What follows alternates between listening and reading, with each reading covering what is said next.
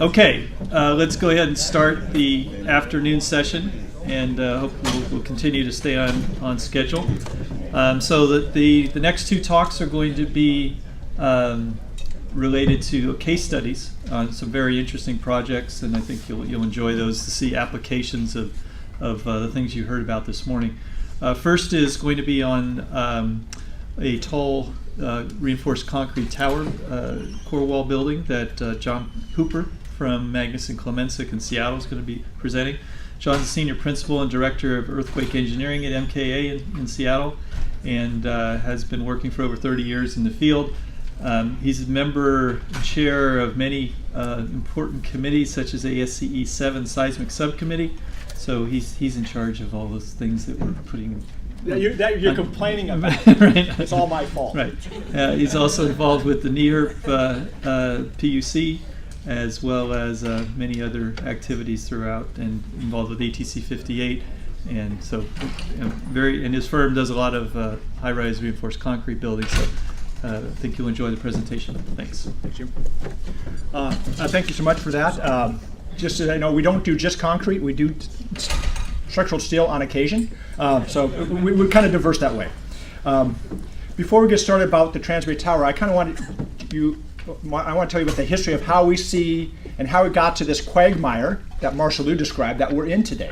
What came to us by our developer friends about high-rise design, high-rise residential design to be more specific. They came to us with the idea that they wanted to they saw a need for downtown San Francisco, downtown LA, and downtown Seattle to start creating an urban place for people to live.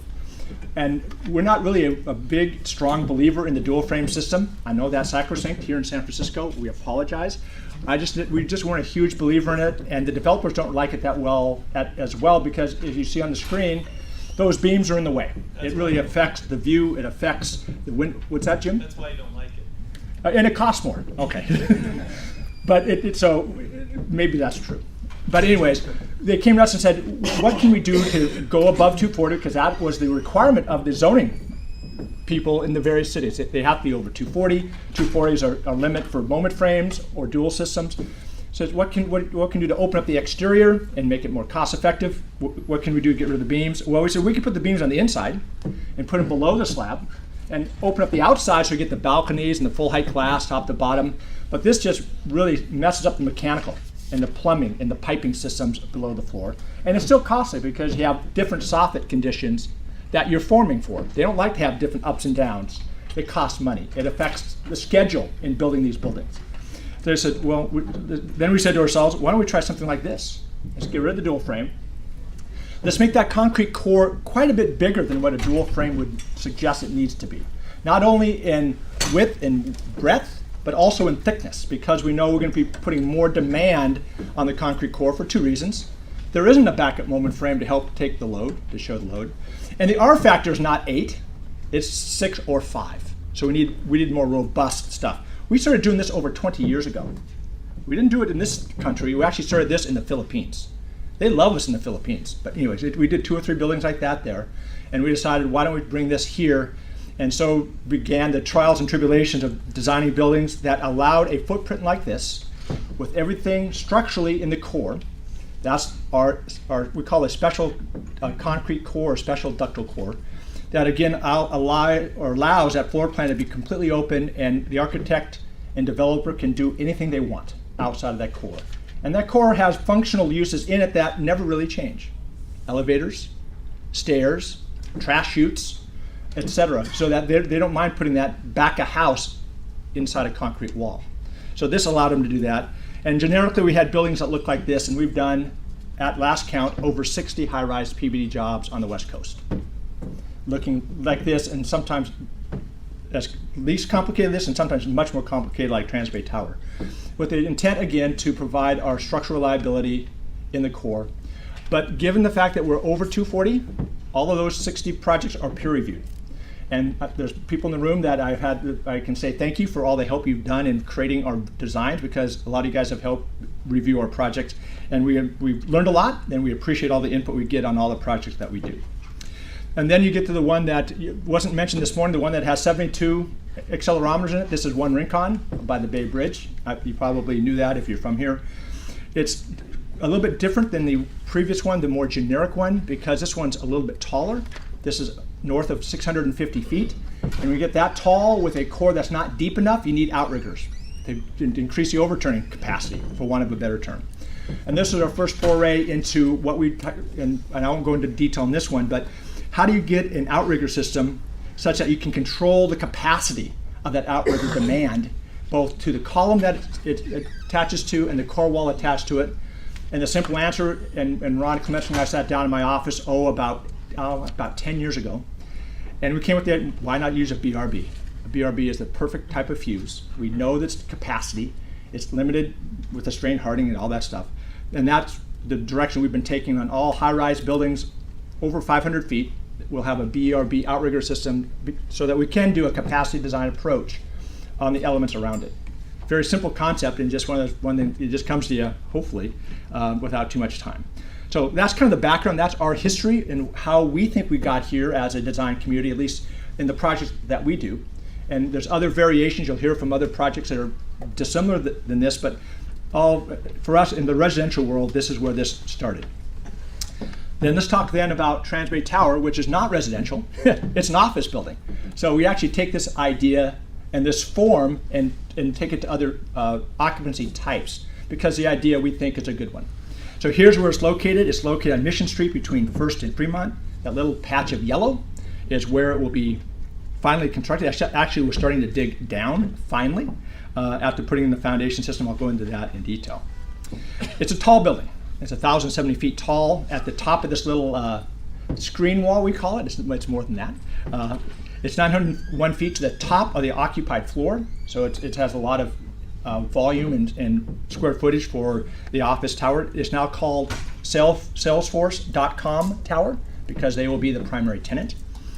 It has more than 5,000 people in it because it's so large, which puts it in risk category 3, or in this case, occupancy category 3, because this was vetted and permitted under the IBC 2010 or 2009, which is the SFBC 2010 building code. And being in San Francisco, we have this administrative bulletin 83, which dictates how we do stuff, which is different than what we do in LA, different than Seattle and San Jose or anywhere else, which drives your design in a way that you have to be very careful with when you do it here in the city. And it's next to, and very importantly, the new Transbay Transit Center, and that had some additional complications. I'll describe to you what they were and how we overcame them as a team. Here is a rendering of what it looks like when it's all done. We have a couple of years, or 3 or 4, before we get here. But anyway, that's what the skyline will be once it's all fixed and constructed. Okay, let's go a bit into the structural system. What is the makeup? I already mentioned it's an office building. That means it's steel floor system, steel composite floor system, because that's a more natural thing to do. It's lighter weight than concrete. The spans are in excess of 45 feet from the core to the glass line. That's a normal module for office buildings, so that you don't want to do that in concrete because that slab will weigh way too much. So it's a structural steel idea. Importantly, the system is still this reinforced concrete shear wall. That north cell, the one up above here, stops at level 50. And you'll see the impact of stopping half your lateral system 2/3 of the height of the building. It's really not a great idea. But they don't need those elevators to go up any further, and that becomes rentable office space at probably 50 or 60 bucks a square foot.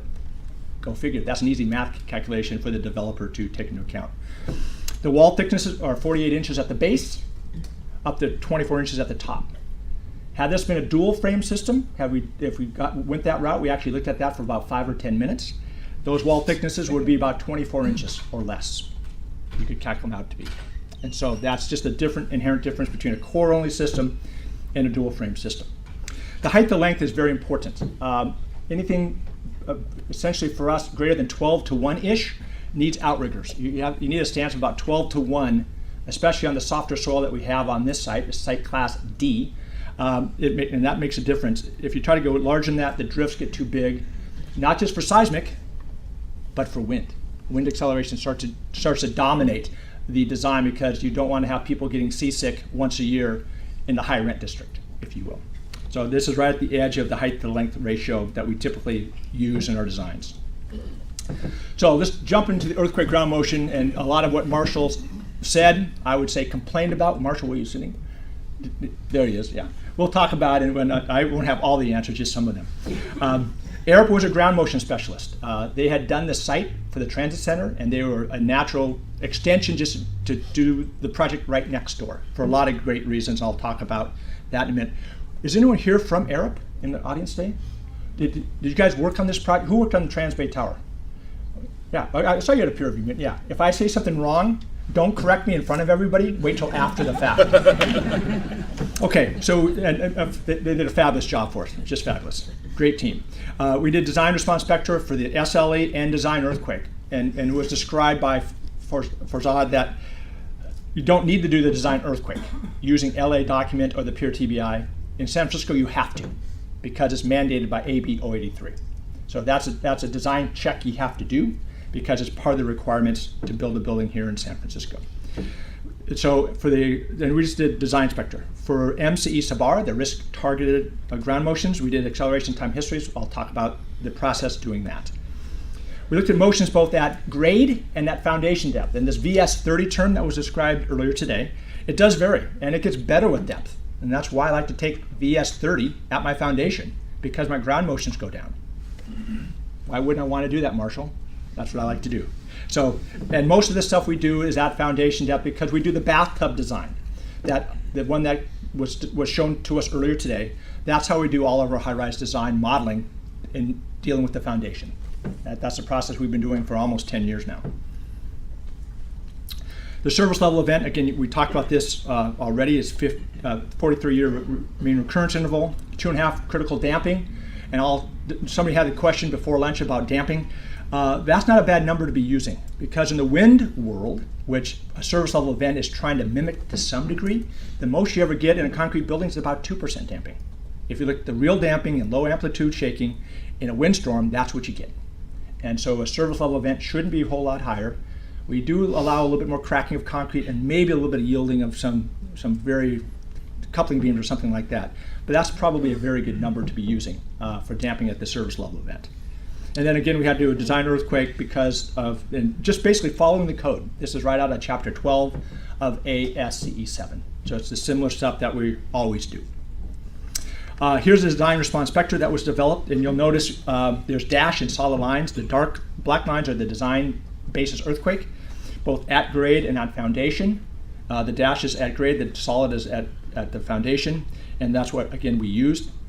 And you see the difference that VS30 makes, because when you plug that information into ground motion prediction equations, you get less shaking, you get lower spectral accelerations, which is obvious. And so that's what we did for the design spectra and the service level events. Okay, that was and those designs are just done elastically using an ETAPS. That's pretty much what we use. And then it basically sizes the building as described this morning, for which we then interrogate at the MCE level. Design it up for service, design it for wind, design for the DBE, then you interrogate and you see if you meet the criteria at the MCE level kind of shaking. And so the ground motion histories are shown here. Our fundamental modes are about 6 or 6.5 seconds. I know 6.3 is a little bit too rigorous. It depends on how you model it. So that gives us a period range of interest, which is really important, 1.2 seconds or so to 9.5.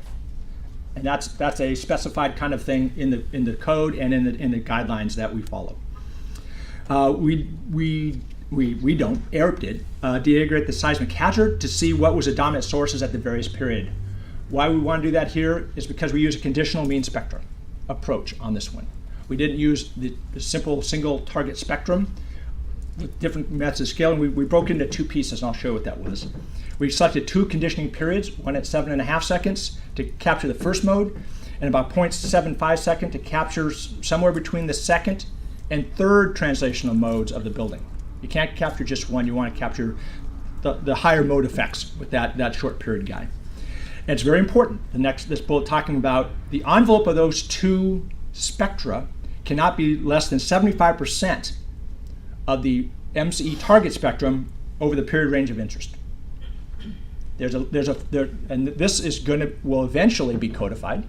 It is making its way to ASE 7-16. I hope it'll be successful. But we don't want to have a trough, and I'll show you what that means in a minute, when we choose these two target spectra. And again, I'll show you a picture in a few minutes, and it'll be fairly clear what I mean by that. And then what EERI did after that was to perform a probabilistic and deterministic seismic hazard analysis to establish the target rock spectra way down. It's about 250 feet or so below us at Transbay Tower. And that was what we did all the probabilistic seismic hazard evaluation on. So here's that rock spectra, and here's the plot I was going to show. The MC code is the dark line up here. 75%, that we can't be any less than 75%, is this dashed line right below it. And so we can't, the envelope of the two conditional spectra can't fall below it. So this red curve is the long period conditional mean spectral plot, and it's conditioned at a period out here, so it touches the code or the target spectrum in the period range of interest, which is a long period item. The dashed line is the one that is conditioned on a shorter period, so it touches the target spectrum up here. And when you draw these things out, the combination of these two can't fall below the dashed lines. And here's that trough I was talking about. If this trough was too large and dropped below the 75% line, you would need a third conditioning period to make sure you didn't lose that energy in your design. Okay, this met it hit the 75% line, and we went with those two conditioning periods and did ground motions. Yes, pairs of ground motion. We did 11 ground motions just because we wanted to. Maybe because we had to. I'm not sure what the case was. Yeah, it was at a time where we're going back to 11 eventually. So we vacillate between 7 and 11 all the time. So is that plot clear? This is really important. It kind of builds on what was described today, and this is how it gets implemented on our projects. We've done probably 6 or 7 projects using CMS as our basic approach to ground motion selection. Again, we did 11 ground motions at the rock level for each of the scenarios, long period motions and short period motions. And this becomes very important. We talked about it earlier today. The long period motions are trying to look at periods roughly between 4 and 10 seconds, the fundamental period in each direction. And we have 8 of the 11 motions, and this was a big debate with our peer review team. Farzad, Naeem, are you still here? Are you sitting somewhere? Where are you sitting? There, you're part of this, and this is the discussion. How do you deal with the pulse effects? Because we're pretty close to San Andreas, about 11 or 12 kilometers, whatever it is. And how many pulse motions should you have?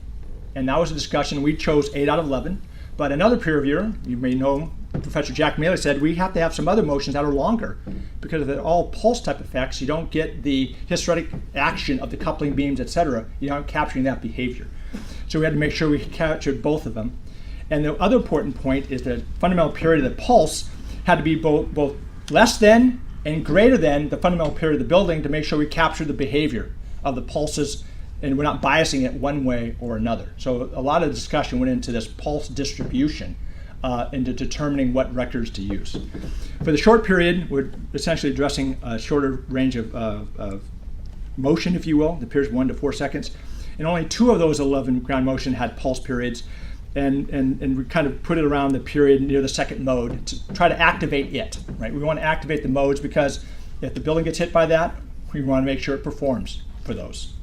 So those are the kind of thoughts that come into play in deciding how to decide conditioning periods and pulse motions, etc. EERI did a very refined bunch of analyses, man, it's amazing. They did a 3-dimensional analysis, LS-DYNA, so that we can include both, we can include kinematic soil structure interaction. We heard about that this morning. Here's a real life example. To be truthful, and this stays in this room, this is the only time we did it to this rigor on any project. This is a very complicated effort to do. It was we did it partly because it's always a good thing to be able to do, but EERI had the modeling capability and the model of the transit center already built. And so they could leverage their information and their lessons learned from the years before and apply it to this. And so it was a very natural fit to extend that whole process to this project. So we looked at both the free field ground motions and the modified ground motions due to our building. And we already talked about this, so I'm just going to blow through what base slab averaging is. That was already described. and embedment effects. But the key point here is, as Marshall described, it does reduce the ground motions at short periods. And you could ask, why do we do that? Because it's really important, because the third mode of our building activates a lot of demand in our building. Not even the second mode. The third mode in each translational direction activates 20% of the building's mass. And if that reduction is significant. So even though it doesn't do anything at the long period, the short period is something that's important to capture in a building like this. You see the same thing with the embedment effect. You see the same reduction at short periods. Again, it's a benefit to the demands that the building will feel. So we took that into account directly. And here's the kind of things that the tests and whether or not the reductions that we were having made sense or weren't too large, if you will. So here's the free field comparison to make sure that the suite of motions that we were doing with an amplification factor of 1.64 for long and 1.25 for short, we're meeting the tests of ASC7. There's requirements that it can't be less than 80% of the target spectrum. And you can see here, the target spectrum is this dark line, 80% is this dashed line here. Here the CMS long period is red, the short period is this dashed blue. And we need to be greater than 80% from the period range of interest from this line to this line. Well, we certainly meet that for the long period suite of motions, the SRSS. There's no reason to meet that for the short motions greater than 4 seconds, because that's the period range of interest for the short period CMS. So we interrogate the free field to make sure that we're meeting the intent and the rigor of what is required in ASCE Chapter 21. So that's what this is trying to accomplish. Then we want to look at what's happening at the mat level, because this is where it really matters. This is where the ground motions will be applied in our perform model. And so here's the code spectrum here. Here's 80% times 80% of the MCE. And this is what was being published or debated at the time we did the project in this, what we call the 2015 NEHR provisions, which was described earlier today. And that was one of the things that were, and is still making its way through my process, that you can't be anything less than this number. This is possibly going to be one level we wanted to check to make sure we weren't less than that. The other one was to take 80% of the MCE, but multiply them by the kinematic interaction factors out of ASCE 41. There's a whole another series of factors, again, making their way into my document, which is ASCE 7. So we needed to interrogate both of these to see at the mat level now, this is where it really matters, because this is where the ground motions come in, whether the short and long period suite of motions are above those lines. Because if they go below the lines, we need to tweak the ground motions, or more importantly, increase the amplification factors. And so that was a kind of evaluation we did to make sure that the ground motions weren't too small, right? Because you don't want to have that happen to you either. And that's what this graphic is attempting to show, or does show, hopefully. So once that is all done, then, and you get the ground motions, they all match, and the SRS is all good. You agreed on the pulse periods, you have all that done. How do you orient the ground motions? You know, fault normal, fault parallel, random, bias, whatever. And so we came up with an idea that what we don't want to have is biased ground motions in the X and Y direction. That you have all the motions in one direction, all the weak ones in the other direction. We don't know ground motions that well this far away to cause that to happen.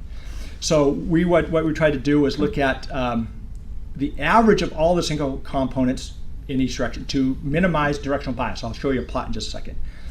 In addition, we want to make sure the pulse-like motion in each direction were balanced in both the X and Y direction. You don't want to put them all in one direction either. You want to have some in this direction and some in that direction, so you're not biasing your response of your building. And then finally, we want to make sure that the suite supplied in each direction reasonably bound the mean, meaning you have some above and some below the mean in each direction. So graphically, let me show you what this means. So the mean of the 22 ground motions are this little itty-bitty dashed line. You can see it right there. And you can see it maybe right in there. And so we played with which ones were oriented which way until the average of 11 in each direction were the red line and the X, and this is for the short period. And the dashed line and the Y, they're pretty much very similar in bounding the mean, or on top of the mean as closely as we could get it by just taking the 90-degree orientation and flipping it. And we spent a lot of time trying to figure this out to get this to be what we want it to be. So again, we don't have a biased set of records in each direction. This is shown for the short period. We did the same thing for the long period motion, so again, for that same purpose.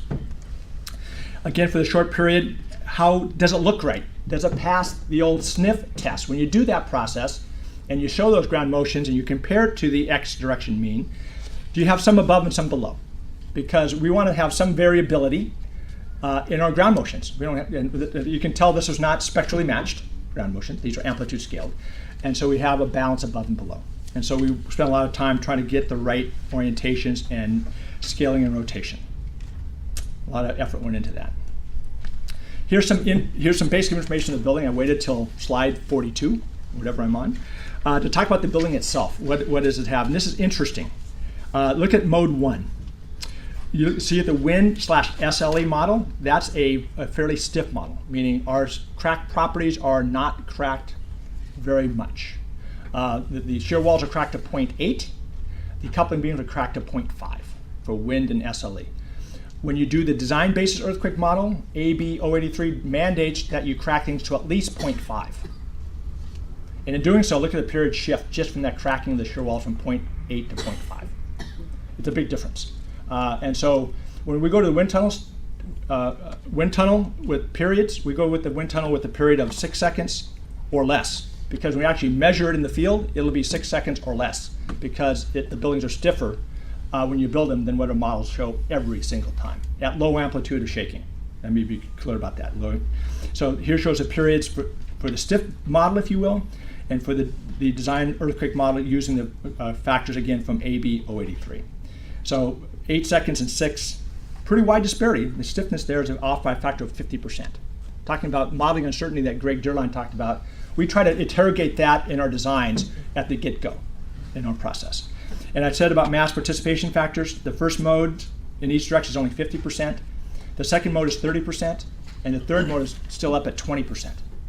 So when you think it's first mode dominated, it's not. And looking at the short period spectral values is very important, like I talked about when we looked at the kinematic interaction effects. It becomes a big deal. And this is not uncommon with buildings about over 800 feet tall or so. This is pretty typical.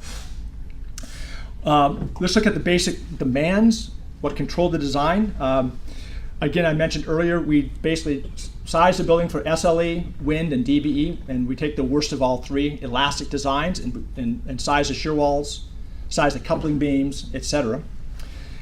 And what you find here is the DBE, the earthquake controls with an R of 6, but wind overturning is close. You look at these two numbers. Even though the base shear of the earthquake is much larger than the wind, the center of force of the earthquake is less than half the height of the building. When you do high-rise design, because of the higher mode effects in the linear elastic regime, which really doesn't matter, but if you look at it, the center of force for earthquake is about 3/8 the height of the building-ish. The wind demand is about 2/3 the height of the building. And hence, the overturning moments are very similar, yet the base shears are off by a factor of 2. In high-rise design, that's very typical. You see that difference in those results. Again, this is just the size of the building, these top 3 rows. The bottom row is what really matters, and this is the MCE equivalent results. Our base shear is 30,000 kips. It's twice as large as the base shear from the design earthquake with a reduction factor, and the overturning moments is about twice. This number is actually a small differential between MCE versus design earthquake. That ratio, in our experience, and Len will show a different experience in his building. I like his building better than mine. That number is between 3 and 3.5 typically. It's not a factor of 2. For this case, it was a factor of 2 because of geometry and other issues, and potentially, I think a large part due to the fact we use kinematic interaction and conditional mean spectra approach. Both of those had an impact on the eventual MC demands that we designed to be quite honest. Talking about some of the parameters of the design at MCE, as I mentioned, it's a risk category 3 building. Why? It had 5,000 people or more, and that's the only line item in the table that requires a high rise to be risk category 3. There's something to be aware of if you're risk category 3, and we were, again, this stays in this room. We were caught on a building in Texas, for God's sakes, a high rise risk category 3, where one of our engineers forgot about structural integrity requirements. Who is it designed with the structural integrity requirements in section 1614? Who's designed for that before? Don't do what we did. Do it before you put the drawings out for bid. Because what affects your column splices? They get much more robust than what you need to in Texas, for God's sakes. There's no earthquakes there. And the beam to girder connections get affected as well. So if you have a risk category 3 building greater than 75 feet tall, you have to do structural integrity per section 1614 of the IBC. Just a word of the wise. We made anyways, enough of that. The other things that are important is that since it is risk category 3, our importance factors for wind, earthquake, and snow are what you see here on the screen. Once you decide it's risk category 3, or the code decides that, it's pretty straightforward to implement that. And this is basically then on the elastic design. But then how do you then translate that into the nonlinear MCE evaluation? And it was described earlier today, so this is not too dissimilar to what we saw in the new LA document. And what we're trying to accomplish, in our opinion, is that risk category 3 can be one of two types. You could have a lot of hazardous material in your building such that you don't want it to be released, and that's one type of performance. The other one is, and so you do some things to keep that from happening. The other is you have a lot of people in the building, again over 5,000, where you want to reduce the potential collapse to a lower level than what the code is suggesting for a risk category 2 building. And to remind us what our targets are, is that a brand new building, if you look at the commentaries, whether it's the NEHR provisions or ASC 7, we're targeting 10% chance of collapse given the MCE shaking at your site. That is our target. And it's written down in black and white. Whether we like that or not, that's what we do. Given a risk category 3, that number jumps down to either 6% or 5% depending on how you do the math. Whether Hamburger does the math or Charlie Kircher does the math. You all know Charlie, right? You know what I'm talking about. They can't agree on anything.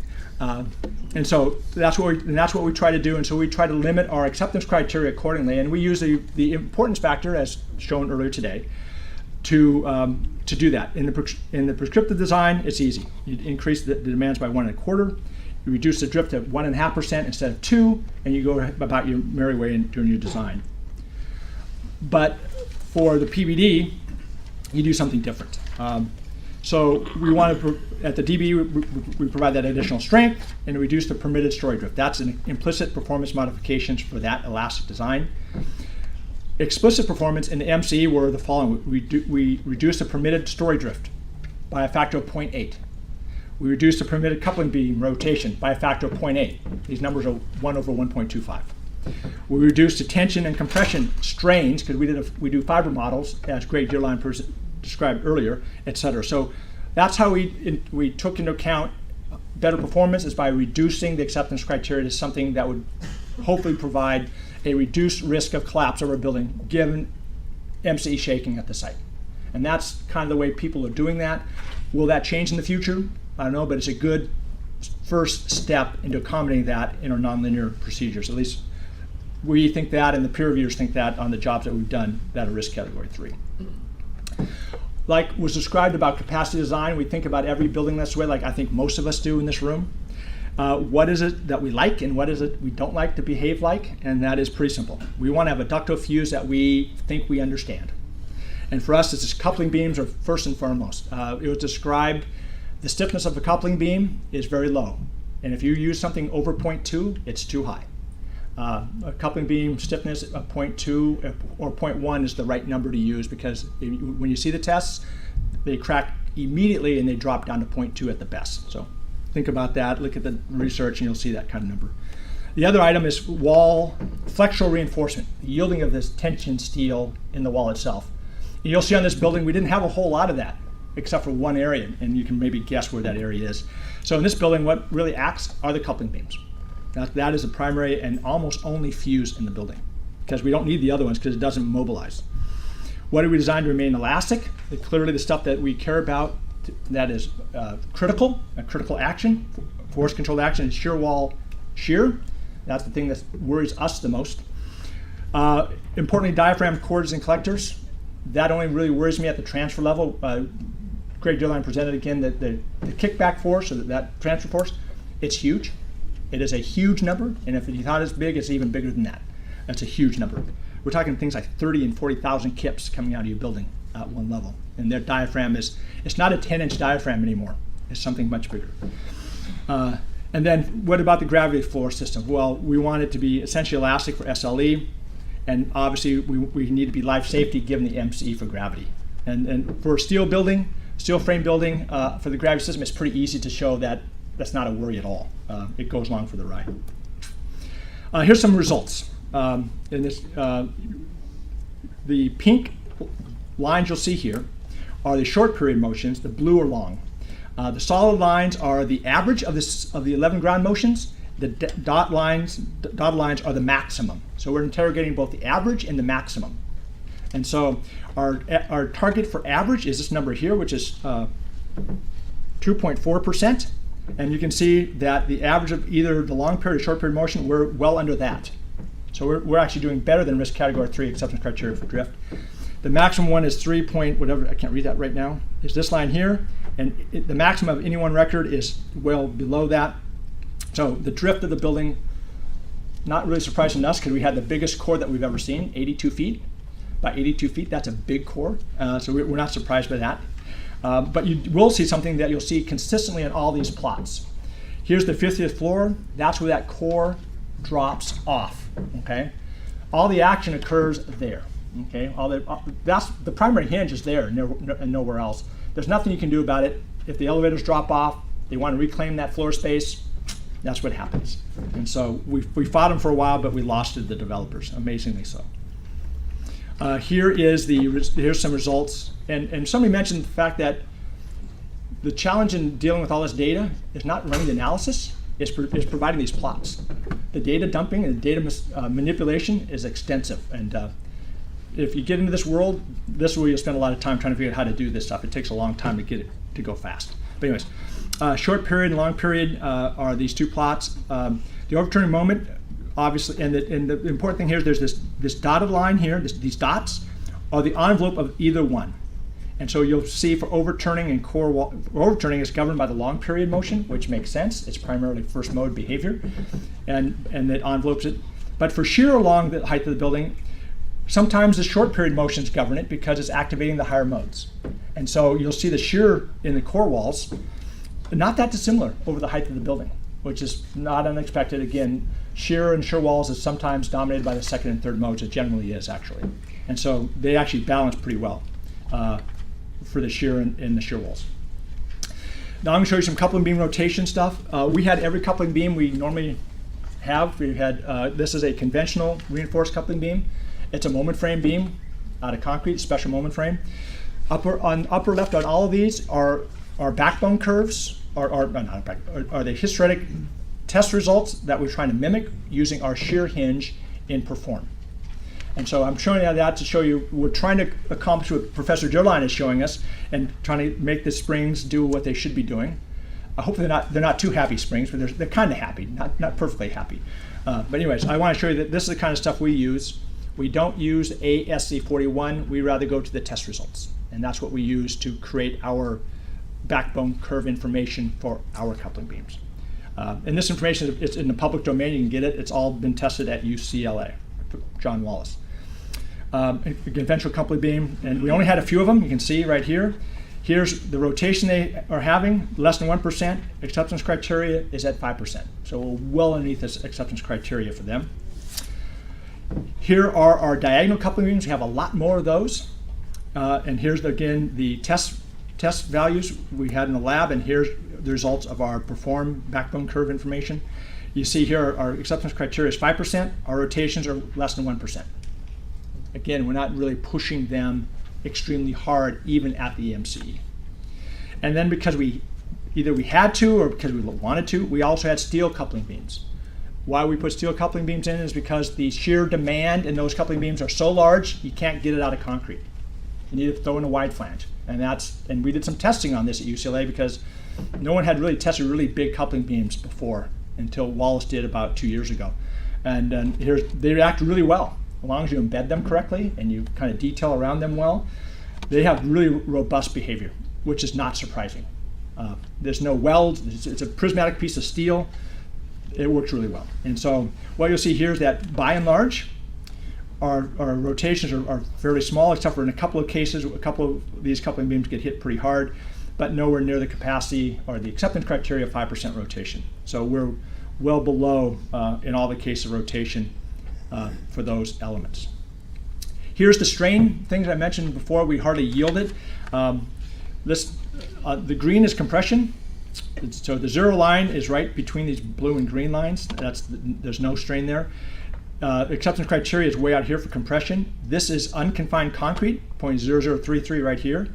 So our compression strain using the standard strain gauge approach that Greg Dierlein presented, we're well below that. On the tension side, this is the tensile demands and the strain gauges. Here is yield. This is 2 times yield, and this is 3 times yield.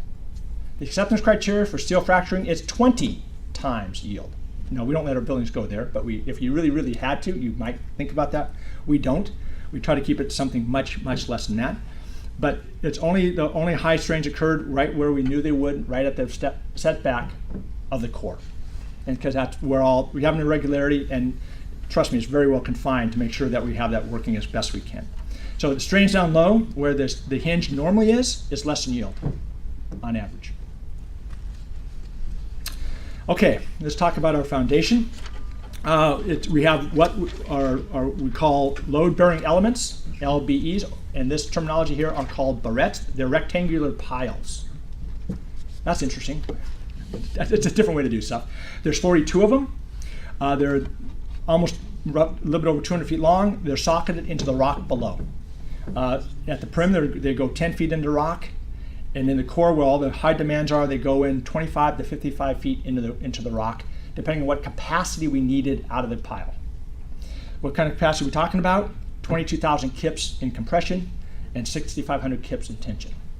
Big, big numbers. It's important to note that these piles were actually installed above the grade before they dug down. It was top-down construction for the pile. So we went through 55 feet of dirt before the real pile will begin. Because they drilled before they started excavation. That's always a hard thing to do. But anyways, it's a 14-foot deep mat at the core where all the real work is done, and a little bit of 5 foot around the edge where there's just gravity load. What we like to do in our design of foundations, we like to do an orbit plot of the moments, X and Y, from each of the records. This is an example of one record. And to see where it falls within the 100%, 30% rule that we tend to use, right, as engineers, and see how it works. And it works pretty well. This orbit plot in pink falls within the 100%, 30% of the mean demand, which is this blue line here. And that's what we designed the flexure for. But we don't use that for shear design. We use 1.5 times that. We want to make sure that we have the reliability in a robust way for shear, for all the reasons that Professor Dierlein showed us, to make sure that we have better reliability in shear, for shear behavior. And just so you know that every one of our foundations in high-rise all have shear reinforcement. That is our way we design our buildings. We make sure that we put shear reinforcement in because we think that's the way to better design a foundation. It provides better ductility. If you want to know more about that, there's some reports you can read about that. That's our standard practice in the office. Here's what the Barrette design looks like. Down in the rock, it has a certain sort of reinforcement pattern. It gets more robust as you come up. And then when it hits the mat, it gets ductile, like we always do, right? It's going to form a hinge right here where it hits the mat. If you didn't understand it before, these are dug when the grade was here, right? And they dug them down, they dropped the cage, they put the slurry, they trim it, blah, blah, blah, and then it's just done up here. And now they're starting to dig down. They're in the process of finally digging after about 9 months of putting in barrettes, about 9 months. And so that's the detailing we have up and down the length of that pile. Okay, now I want to talk just briefly, another cool thing that ARP did was soil structure interaction. This is basically 5 minutes. I'm good, yeah, thank you. Performed by ARP. This was not only for us to see what the transit center did to our building, but more importantly, what our building did to the transit center. Because they're in charge of what happens when you build a big building. And here's an example, 301 mission is in the model, et cetera. Here's a level of detail they get into. It's amazing. The quality and the effort that goes into making sure they get this right. All the piles are shown, basement walls, all the levels, et cetera. Even the tie downs in the building next door, et cetera. It's all there. It's all there. Here's the model of the transit center itself and the level of detail above grade and in the concourse level and below grade to really understand what demands are being shared and passed one to the other. And here's the different things at the street level, looking at different slabs, whether it be a 32-inch roadway or a 4.5-inch concrete slab to a 30, and et cetera. It's trying to be very refined, as refined as anyone I think has ever done. Eric, would you agree? No one's done this around here. I've never seen anything like it. So they can look and determine the stresses in their different levels, in the concourse levels, in the ground levels, and the moment frame within that supports all that. And so it's important to them to understand how the Transbay Tower was affecting their performance, and if anything had to change. You can see some interactions occurring right at the adjacency of our two buildings, our two structures. And the last 3 slides are the top. This little top thing, that little lit thing, is pretty cool. What does it do? It supports the building maintenance unit, the BMU. Got to be able to deal with that. You got to clean the building. So that's what the center spline is all about. That's the support that does that. It's a brace frame on the perimeter. It's a series of rings and spokes. You can see a little diaphragm here, a little diaphragm here, a diaphragm here, and basically an OCBF at the top. It's 155 feet. It's a non-structural component for chapter 13 and 15. Don't look at me that way, Mally. It is. It's an ordinary steel concentrically braced frame using A sub P of 2.5, R sub P of 2.5, etc. What we did was a couple of things. We used the mole analysis out of the DBE, using the DBE ground motions to understand what the roof spectra is, the roof acceleration is, because Chapter 13 allows us to do that. You can use a mole analysis at DBE to come up with the demands for a floor and anything that's attached to it. That's what you shake your building with. And again, we're going to use an importance factor of 1.25 because it's a risk category 3 building. But we didn't stop there, because how accurate is a DBE model on a 1,000 foot tall building? Does that make any sense? So here is the numbers that we used. Here's the DBE model right here. Here's the results of the MCE analysis, times by 2/3 to get us back down to design earthquake level. And our design using the DBE model equal to exceeds that acceleration that the MC model would predict. So when you see something like that, you feel, maybe Chapter 13 isn't all that bad. And using that model in this one instance, don't try this at home unless you're not, if you're risk adverse. Anyways, we did a couple ways just to make sure that if this number here were bigger, then we would have done something different. But our design approach enveloped, if you will, the ground motion shaking that the roof spectra does see from the MC ground motions. And with that, I can close. No time for questions.